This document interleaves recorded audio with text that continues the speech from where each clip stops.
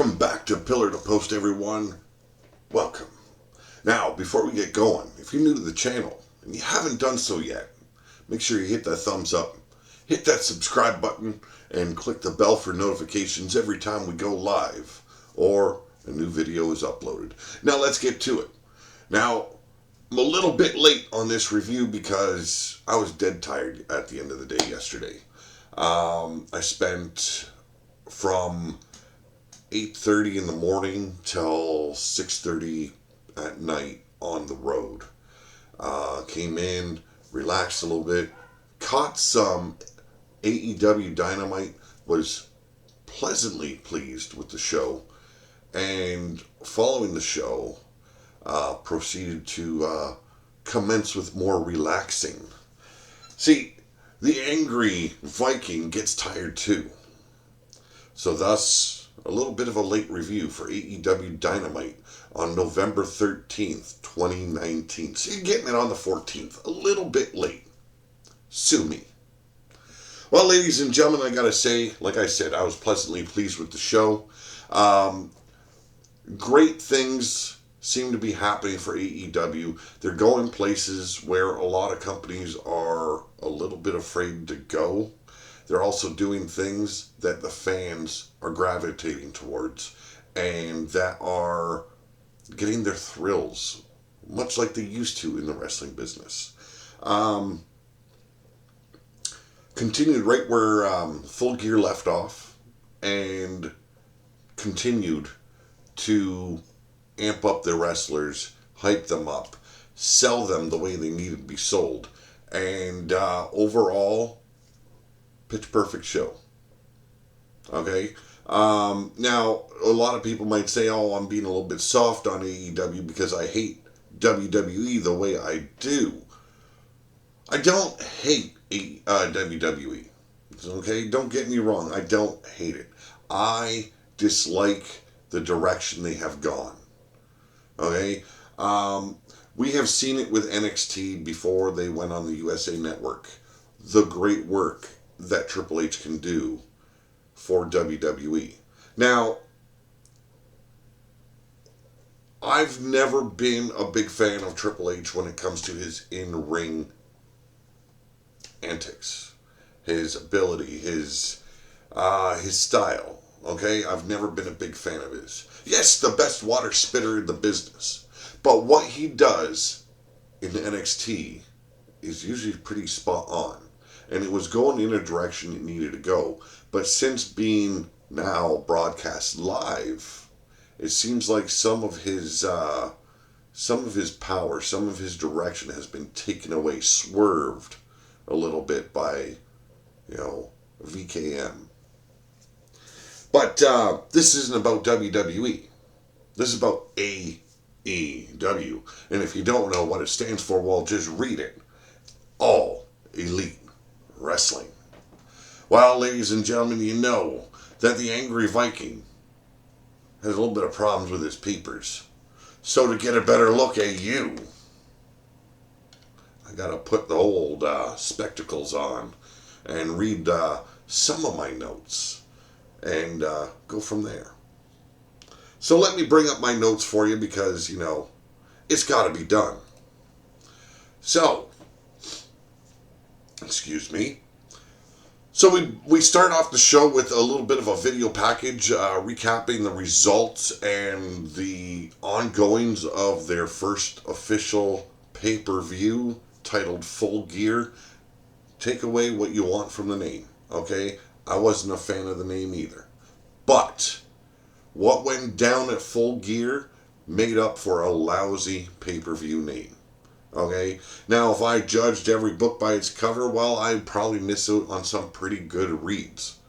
And I have done so in the past. So, like I said, forget the name. Go by the actions of what went down at Full Gear and you will be pleasantly surprised. Now, there was a lot of people that were kind of put off by the final match, the lights out match between Kenny Omega and Jon Moxley. I was not one of those. I was not one of those at all. Now, Jon Moxley's wife, Renee Young, she wasn't too happy about it.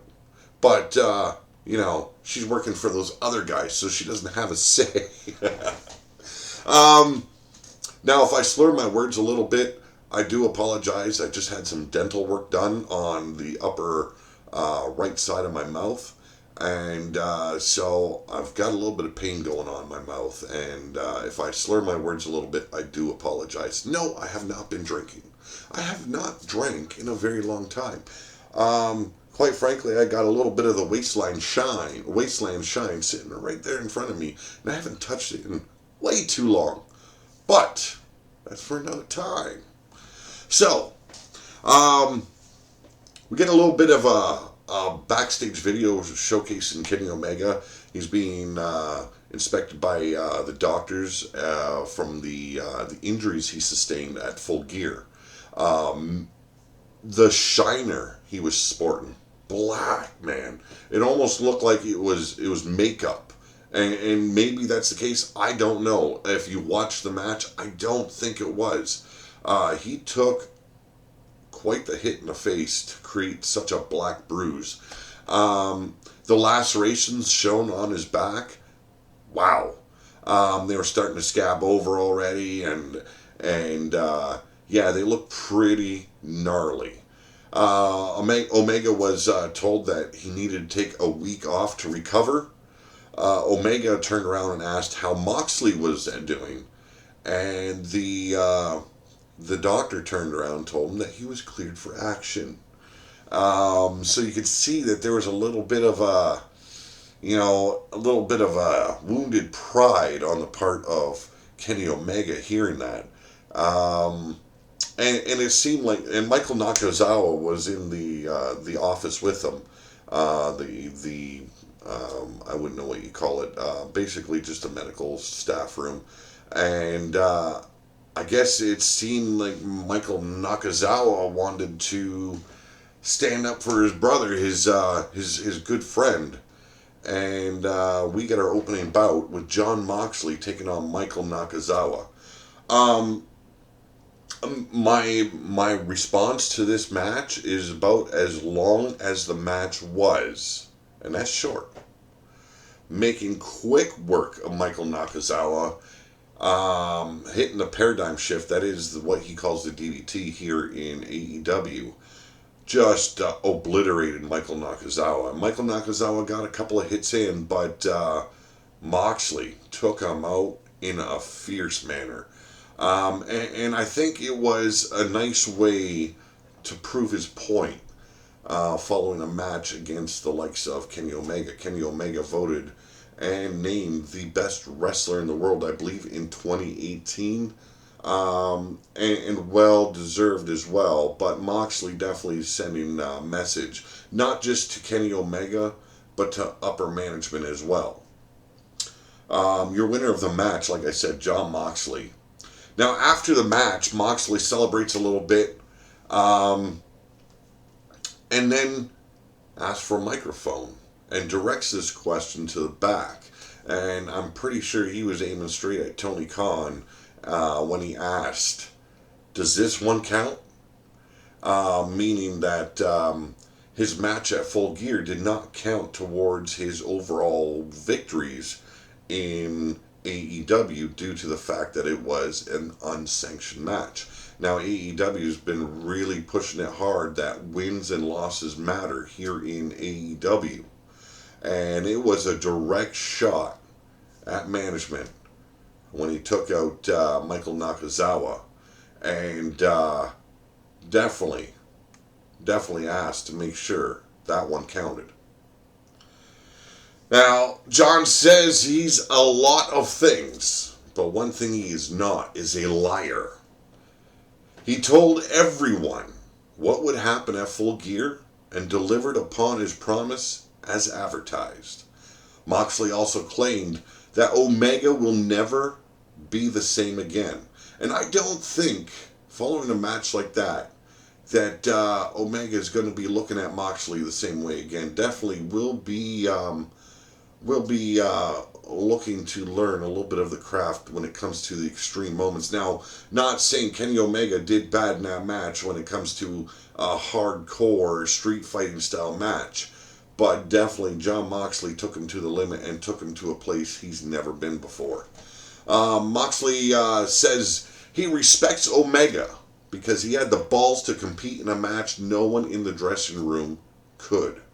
However, follows that up by saying that he's on a pilgrimage and that no one is able to escape because he will eventually be the last man standing in AEW.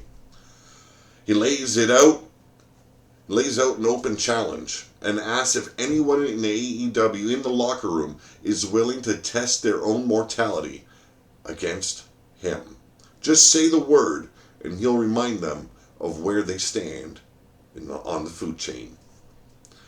He goes on to say, if you accept the challenge, nobody better ask him for an apology. Kiss your loved ones goodbye and have an ambulance on speed dial. Now, one thing I have noticed when it comes to the promos here on AEW, they sound more like the person speaking on the microphone. That's because AEW is unscripted.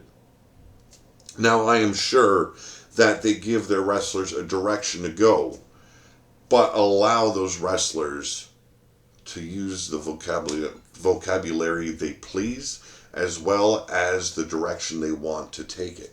And I've got to say, listening to Jon Moxley, I see Jon Moxley. On the flip side, you go back and you watch some older tapings of Dean Ambrose in WWE. You don't get a sense of the man in Dean Ambrose. It's kind of all over. I'm pleasantly pleased, and I'm actually surprised when I listen to this man talk. What comes out of his mouth? It grabs you, and it pulls you in, and you know what to expect. And that is what is sadly missing in a lot of promotions these days.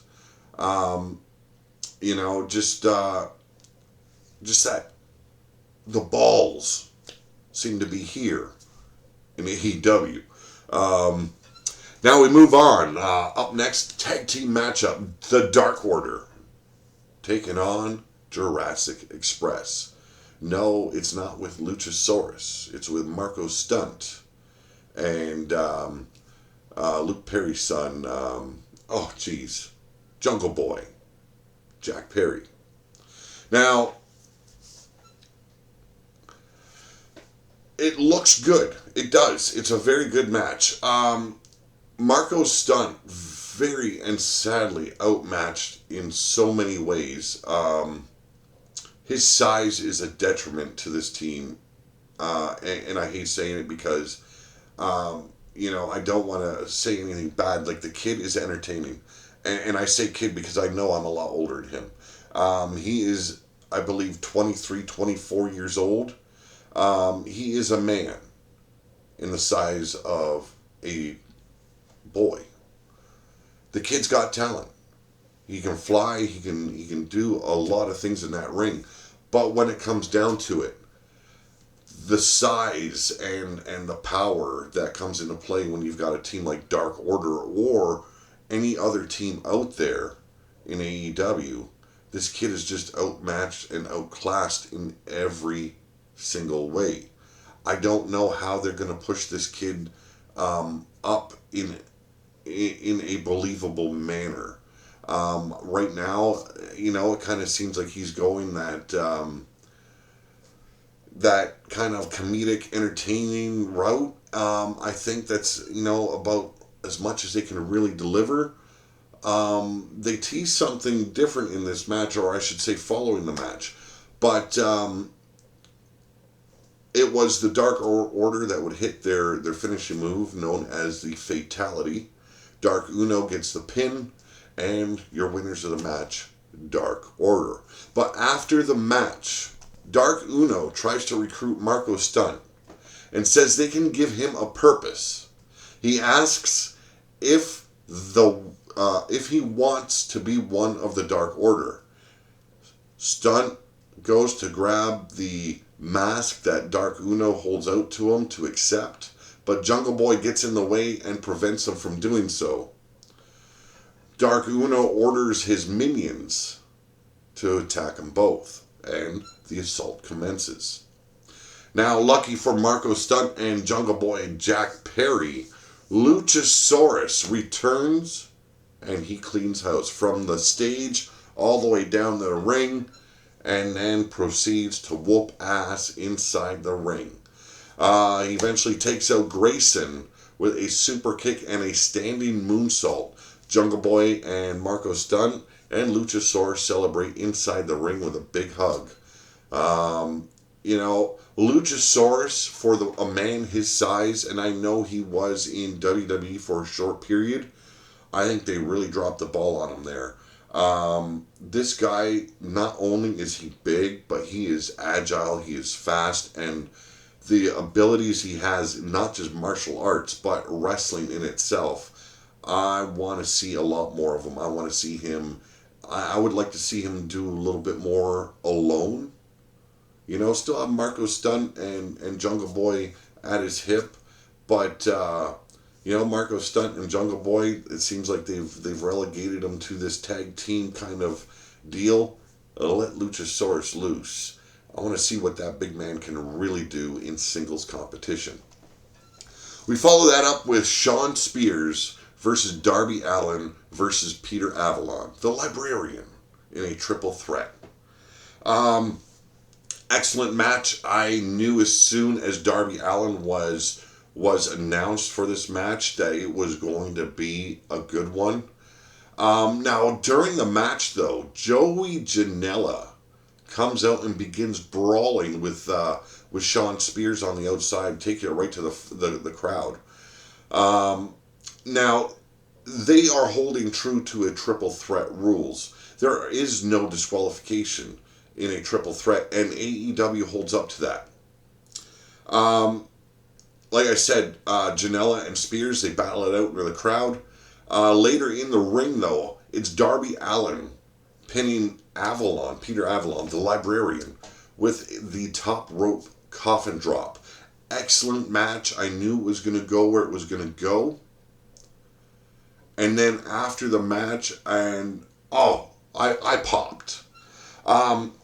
If you want to know who Darby Allin is, and you haven't watched AEW yet, go back, find his match against Chris Jericho for the AEW World Championship title, and you will become an instant fan of this kid right off the hop. This kid does phenomenal work in that ring. Very reminiscent, not in the way he moves, but his whole character, his persona, very much Vampiro-ish. I was a big fan of Vampiro. He could absorb a lot of pain, and it looked gruesome at times. And Darby Allin, in that case, very much like that. Now, after the match, he had one message and one message only, and that went to Jon Moxley. Challenge accepted. That in itself, he already had a clinic with Chris Jericho.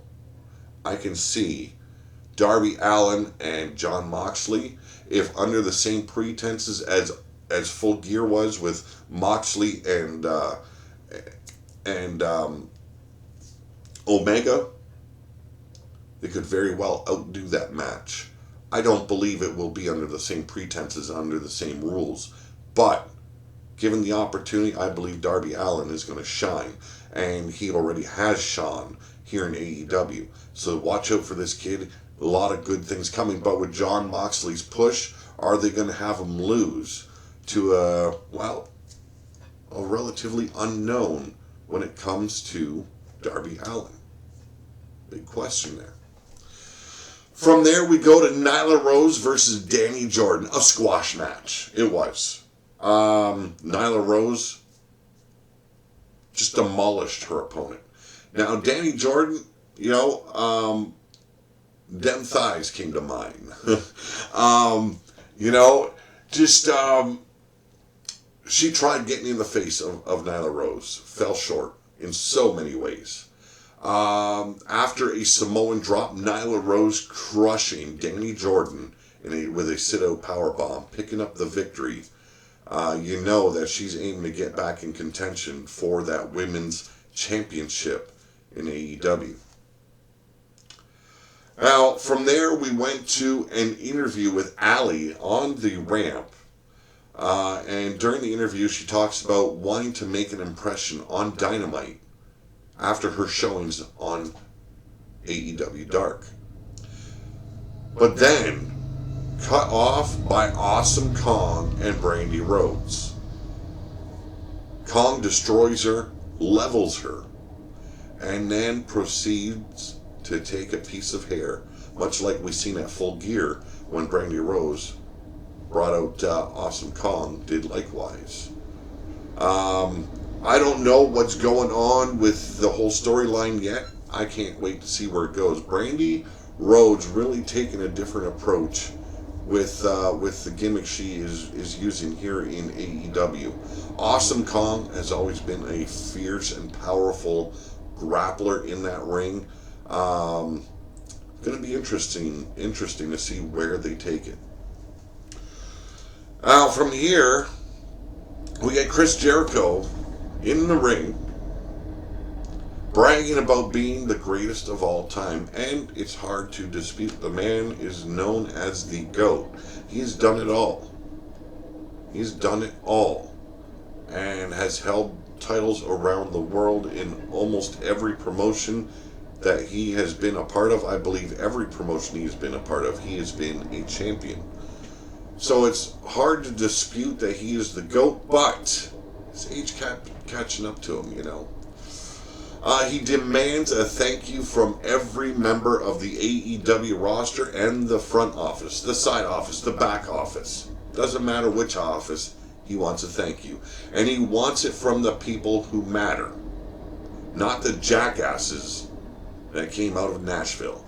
Jericho then adds by saying he successfully proved that Cody is what he always claimed he was, an entitled millennial son of a bitch. Well, shockingly, no, not shockingly, MJF walks on out, mocking Cody's entrance.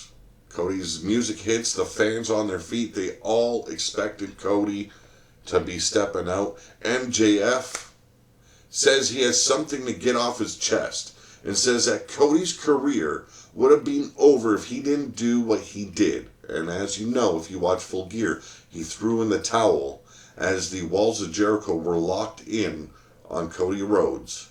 Did not look like Cody Rhodes was going to escape.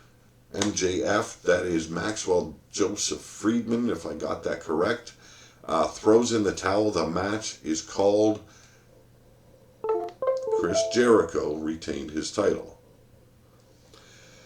Now, he says that Cody was the real villain all this time, and he is the one that should be booed, not him. Cody only cares about himself and couldn't give a rat's ass about anyone else nor the fans. MJF says the real Cody is a liar, user, and abuser. When Cody looked at him, the only thing he saw is someone that he could make his puppet, to hold beneath his thumb. The crowd obviously responds by a bullshit chant, but MJF says that the only bullshit is Cody claiming that he cared about him at all. Unfortunately, Cody's thumb is too small to keep the likes of MJF down, and that is where the new face, or that he is the new face of AEW. MJF says he's better than Cody, and he knows it. That is basically his catchphrase. MJF loves to tell everyone that he's better than them, and he knows it. It goes back and forth for quite some time, bitching about Cody. Then he turns around, and him and Chris Jericho basically, pander to themselves, hyping themselves up. Jericho was mentioned as, the Mount Rushmore of wrestling. It goes back and forth where there were some snide comments from MJF, calling the inner circle jerk. Passes it off as a Freudian slip. He then inquires about the little bit of the bubbly. However, he says that Jericho must have been drinking too much if he thinks that MJF needs them. Joe talks about the similarities between the two. That MJF's parents must have gotten horny back in the day when he was in WCW battling it out with Juventud Guerrera. Now, this is where I thought was funny because MJF goes, "Who the hell is Juvi?" Now, Jericho stated Juventud Guerrera, but MJF said, "Who the hell is Juvi?" So I chuckled. I seen where he was going. The two later on turn around and say the biggest jackass of all is none other than Cody Rhodes. But in the meantime, they go back and forth. Is MJF a member, or does he want to be a member of the Inner Circle? Both of them back and forth. Later on, MJF and Jericho hug. Out comes Cody Rhodes. 8 stitches over his brow. Ready to throw down officials right there, trying to stop him. He takes him out, heads straight in the ring, removes his tie, and is attacked by a newcomer, a big man. Now, we've seen a couple of, I believe, 1 or 2 promo packages of this guy. Warlow, I believe his name was. I don't know if I got that right. Wardlow comes out, takes Cody out, chokes him with his tie, hanging him over the top rope. MJF says that he is the new face of AEW. Now, what I've got to say was the match of the night that was up next. Hangman Page versus Pac, or Pac, however you want to pronounce it. Wow, talk about a hard-hitting match. These two left off, or started up where they left off, at Full Gear. I've got to say, these two going against each other, great matches. They work well together. These two guys, they put on a performance. One of the most hard-hitting physical matches. And we seen that at the end of the match, right before the end, Pac went nuts on Page. Was relentless, stomping on his head, his neck, ensuring that Page was done for. He follows that up with the Red Arrow and then the Brutalizer, his submission hold. Page didn't tap, but he was not completely out. The referee called for the bell. Your winner of the match, Pac. It was brutal. But these guys know how to put on a match that you want to watch, that you want to sit there, get up on your feet, scream, holler, whatever you want to do. These guys bring it to you. Pac, taking a win over Hangman Adam Page, nullifies the rubber match at Full Gear. They're going to need another rubber match to break this up because, wow, what a match. From there, backstage, we have Santana and Ortiz and the Young Bucks brawling it out. Eventually, a super kick that opens up a bathroom door. We see Orange Cassidy posing in the bathroom all by his lonesome. The Young Bucks, and proud and powerful as Ortiz and Santana are known, take the fight to the arena. Eventually, Santana and Ortiz target Nick's leg, utilizing this sock with either soap or something in there, but utilizing that on Nick's leg as well as the gut of Matt. Ortiz then takes a can of spray paint and sprays a circle on a nearby platform of the stage. The two slam Matt through it. Brandon Cutler rushes out to stop it, but they beat him up too. Private Party comes out and is quickly separated by security. So this feud between the Inner Circle's Ortiz and Santana with the Young Bucks far from over. And you see Nick and Matt Jackson led out to the locker room, worse for wear, both of them needing aid to walk to the back. Well, we get the announcement following this that next week it will be Darby Allin taking on Jon Moxley. Also, Private Party will be facing Santana and Ortiz. It is made official. That is next week's announcement for their shows. We go to the main event, the Tag Team Championship matchup. SCU taking on Chris Jericho and Sammy Guevara of the Inner Circle. So AEW Tag Team Champions Scorpio Sky is able to kick out of Jericho's Codebreaker, and he eventually reverses a suplex with a roll-up for the victory. Now, I'm cutting this a little bit short because I got a dog whining. SCU won the titles with an old schoolboy roll-up. They did it again against the Inner Circle's World Heavyweight Champion Chris Jericho and Sammy Guevara. Now, one thing I had a little problem with, and I do see why AEW decided to go this route. They had the Tag Team Champions come out first. Now, in my eyes, the champions should always be introduced last. The challengers should be the first in the ring. But I do understand why they would have swerved that way, because Chris Jericho is the AEW World Champion, and that World Champion is supposed to mean something. The man holding that title is supposed to be above and better than everyone else in that locker room. So I'm hoping they decided to go this route because Chris Jericho is the World Heavyweight Champion. But in my eyes, the challengers should always be out out first, in my eyes. Great match.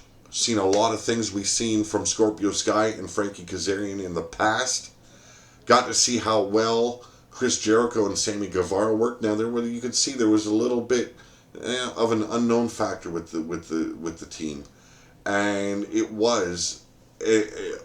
they made it look like a very fluky win on the part of SCU again, and I can understand that, seeing as Chris Jericho was the man pinned. He is the world champion. So if he would have been pinned in a manner where it made him look weak, then who's to say that Scorpio Sky didn't deserve a shot at the world champion? So there lies a little bit of conflict.